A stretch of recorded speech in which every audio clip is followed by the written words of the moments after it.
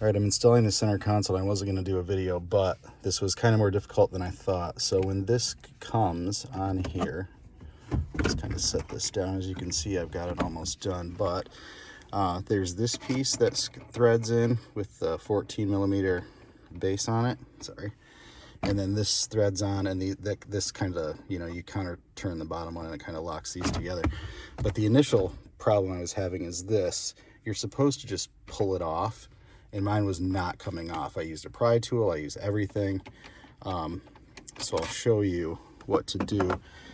Instead of just trying to rip that off and ripping the boot or something, if you pry this center console up and turn it over with everything plugged in, this is exactly how it's going to look when you first pull it off.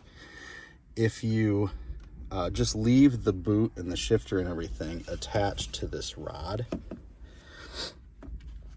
you can kind of get it up and pull the this stuff back, which will expose the bottom of it. And again, it's going to be, it's moving around right now, but it's going to be around the shift rod there.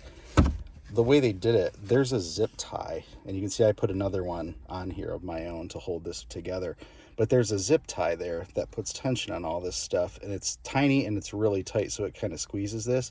So when you're just ripping that off of there, basically what you're doing is you're overwhelming the strength of that zip tie and kind of trying to stretch it a little bit. And I really didn't want to tear my shift boot because I didn't want to have to buy another one. So I did basically just as I explained.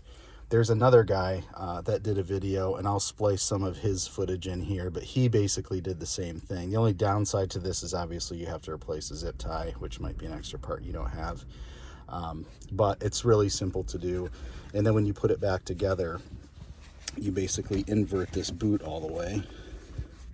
Let's see if I can get this out here.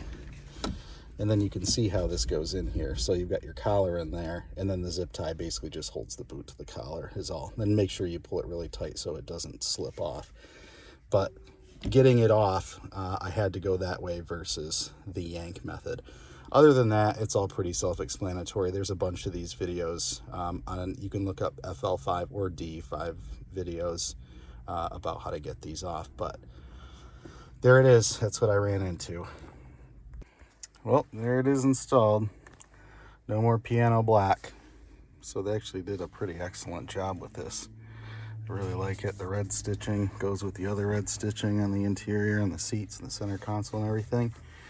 Nice and smooth, just have to keep it clean.